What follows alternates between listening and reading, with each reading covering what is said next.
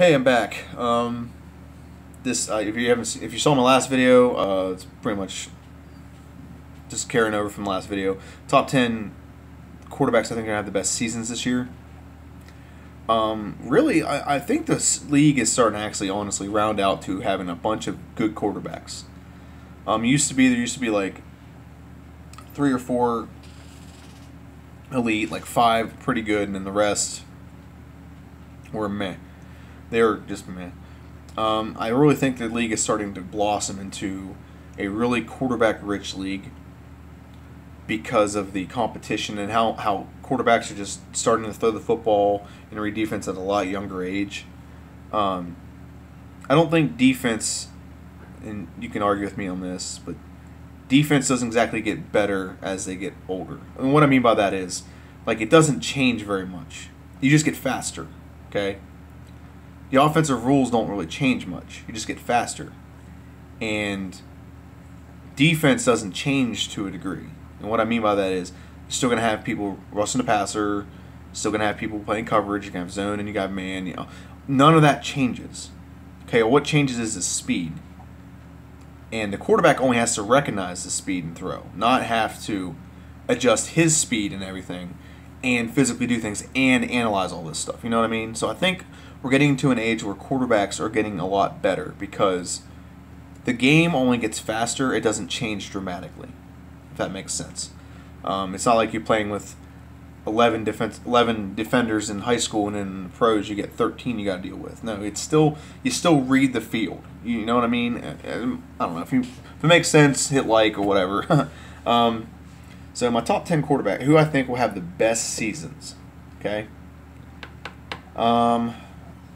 Just based on what they did last year and what I see talent-wise going forward, Romo I think will have probably the best season if he's healthy. This is all healthy. This is all health-based guesses, I guess would be the best way to put it. Romo has the best offensive line. He has, sorry, my neck was hurting me. He has the best array of weapons. Sorry. He has Dez Bryant. He has a strong running game, and that's going to really help him passing, which, even if he gets injured, I think the Cowboys will be an okay team because Dak Prescott has been playing really well in preseason. Been very impressed watching him, and I'm not a Cowboy fan. I'm a Redskin fan. But I think Dak Prescott scares me more than Romo because you don't know much about him. You know Romo. You know what he's going to do. You know a lot of his audibles. So number 2, I think Carson Palmer will be second in the league in passing. Well, overall passing and touchdowns kind of mixed. I guess you can probably put it. Who's going to lead in fantasy stats? Let's put it that way. Palmer, I think, will do very well. The team he has is loaded with good offensive players. He has good defensive players, or I'm sorry, good receivers. He has a pretty good running game. Bruce Arians, in my opinion, is the top 5 coach in this league. I think ever since he's been, he took over, what was it, the Colts whenever Chuck Pagano, I think that's his name, Chuck Pagano had I think it was cancer. So Bruce Arians took over and they got that team to the playoffs and they won for Chuck or whatever. But as soon as he's taken over, the second he took over the Arizona Cardinals, that team has been looking a lot better. They've been consistently good. And 2 years ago, he still almost won his division, and he didn't have a first or second string quarterback. So I don't know. It's just he's a very good coach. It's the best way to put that. And Palmer is a very big benefactor of that. He benefits really well on having Bruce Arians as his head coach. If Bruce Arians had been there, what's his name, Larry Fitzgerald's whole career, be a lot different story going on with his career. Number 3 is Russell Wilson. He will lead, and I think he'll be third because he can run and pass. And I still think they're stupid if they think they're not going to run with him at all. He'll get about 50 yards a game, maybe a rushing touchdown, and he'll probably get a good 300 yards a game. Just the way the team's built, it's starting to cater more towards him flinging the football more, being a little more loose with it.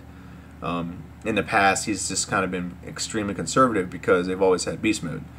I think they still have like a mini beast mode in Rawls, but I think they're going to let Russell open up the game a little bit, open up his passing arsenal, so to speak.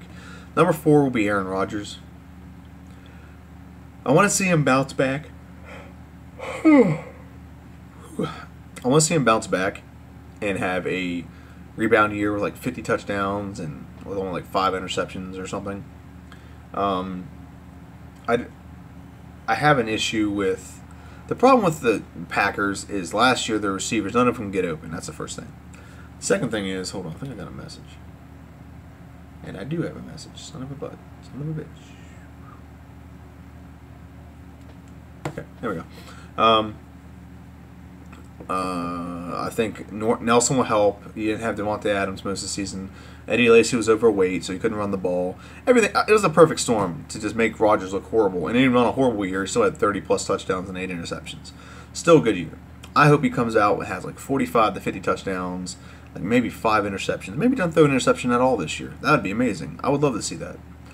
But I know he can do it. The question is Jordy Nelson healthy? Is he going to have any tight end helping him? Is he going to have a solid running game? You know? So, yeah. Number 5 is going to be a curveball here. Kirk Cousins. And I'm a little biased, so take it as you will, Redskin fan. But Kirk Cousins, the Redskins, I've watched a lot of preseason. I've thought this before preseason. The Redskins are loaded on offense. You can say what you want. You can argue it all day. They have, I would venture to say, they probably have the best offense in the AFC. Next to, like, maybe the Packers are over them, and maybe, I'm thinking through the team, maybe Arizona. It's going to be like Arizona, Seahawks, Packers, Redskins. They're going to have one of the best best offenses the league has ever in this league this year. Not ever seen, but this year. Think about it. You have, let's just go tight ends first. Jordan Reed, who is right now is emerging as the second best tight end in the league. Vernon Davis, Niles Paul. Those are 3 very good tight ends. That's a very good tight end core. And you still have Logan Paulson if you need a 4th one. Vernon Davis, all you have to do is catch the ball. Now, so first preseason game, he dropped a wide open touchdown pass. Second preseason game, he caught the ball a couple times. Now, if he can just do that, he's gonna leave himself to be very useful to this team. Okay. Now let's go on the perimeter. Let's go on the edge. You have Deshaun Jackson. Okay, still a burner, can beat you over top. Okay, still fast, still one of the fastest players in the league. Okay. Pierre Garçon, who is one of the best possession receivers in the league. He does not drop passes. He gets that ball and he catches it and he cradles it. I love him going over the middle because he'll catch it. It doesn't matter what happens. He'll get hit. He had a bunch of those quick cut touchdown passes last year. So there's 2. They drafted Dotson, whatever, how you pronounce his name, Dotson. He is a very good player. Right now he's not playing in preseason because I don't know, he's banged up a little bit. But the more I'm watching our preseason, we can get rid of these 3 guys and we still have a pretty good receiving core. We have Ross, Crowder, Grant, Kendall Thompson. Okay, we could probably have those 4 and still have a pretty decent passing attack. Okay, there's a lot of depth at our receiving core. I don't think people realize that, but there's a lot of depth with the Redskins receiving core, and I don't think teams are going to know what to do with it. They're not going to know how to handle it. Maybe get after the quarterback, but our offensive line has gotten better ever since we've got Bill Callahan. And they're giving Colt McCoy even did well yesterday or the other day. And then our running backs, I'm not worried about a running game, but I'm just saying passing wise, we have a good passing game. And if we pass so good that they have to play back that much, our running game will just benefit from that. It'll reverse pass to set up the run, so to speak. So that's why I think Kurt will have a very good year. Now the question is how good. If they actually have balance, he will be about 5th. That's why I think that. I think they'll actually establish a run. and play him off of that because they still don't want to be overly liberal with the ball, so to speak. Number 6 is Andrew Luck. He's got to bounce back. He would be higher, but I don't think he has great receivers. He has 2 good tight ends. I'll give him that. And then he has T.Y. Hilton. The question is, though, are there other receivers going to step up to help him? Talent-wise, he's going to get it done. I think he's going to have at least 4,000 passing yards easily. This question is, will he get more than that because he's going to have more help around him? And I think he's going to be out for vengeance this year, kind of to right the wrong, so to speak, of last year. Number 7, I'm sorry, is Drew Brees. He averages 4,000 yards a season and 30-plus touchdown passes. So I can assume he's going to get that again, at least. Last year, I think he had 4,300 passing yards and 32 touchdowns. That's a down year for him. So I would assume he's going to be better this year. And last year, like most of the season, he had an injured shoulder.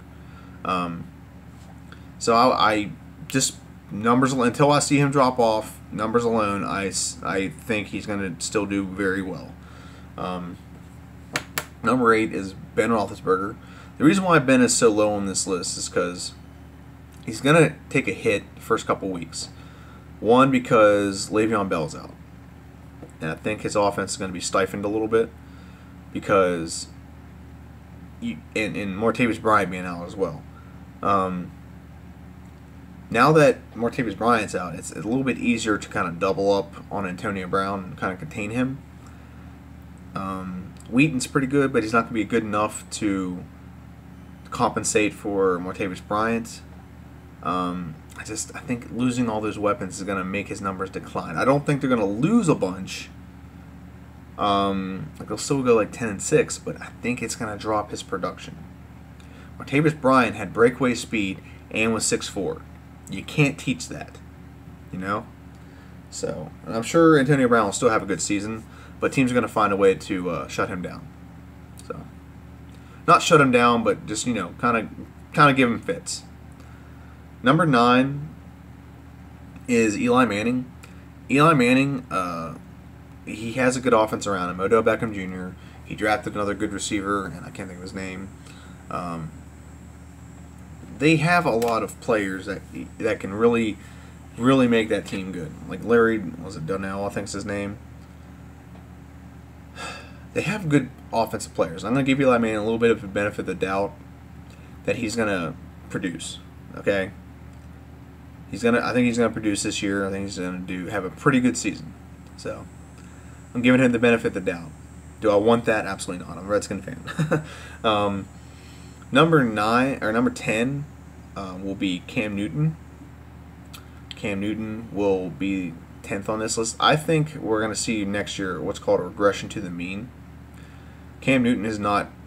First off, I don't think he should have been MVP. It's a very unpopular opinion. He did play well. He didn't lead the league in passing. He didn't lead it. He didn't even play well the first half of the season. Okay. I think it was like 20 touchdowns to like 8 interceptions, which is not very good. Then he had like 22 touchdowns to like 3 interceptions in the second half of the season, which is better. But I thought there was like 3 or 4 quarterbacks that were better than him alone. But no, regardless of that, he still played very hard last year, played very well. He has weapons coming back. I just think that team played out of their mind last year. That's my personal opinion. I don't think they're a team that garners being a threat for 15-1 or 16-0 every single year. I think that was a fluke. I think they'll still win their division, okay, at 10-6 or 11-5, something like that. I do not see them going almost undefeated again.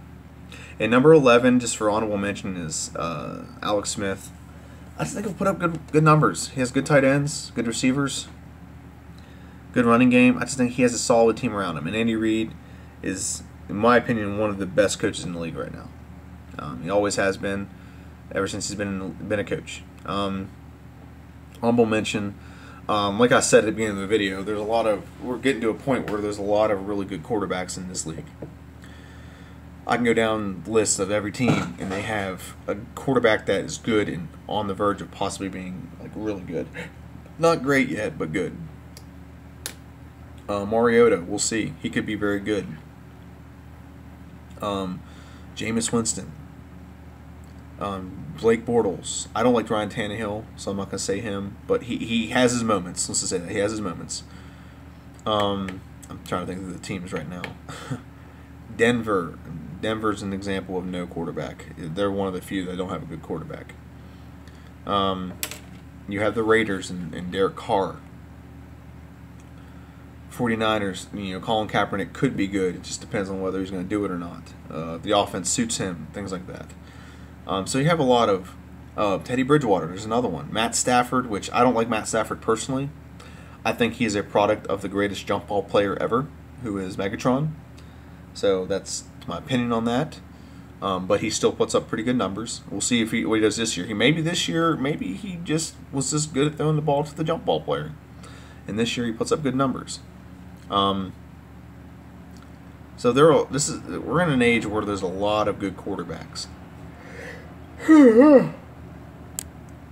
And we have more teams with like good to great quarterbacks now than we have teams with not good quarterbacks. Does that make sense?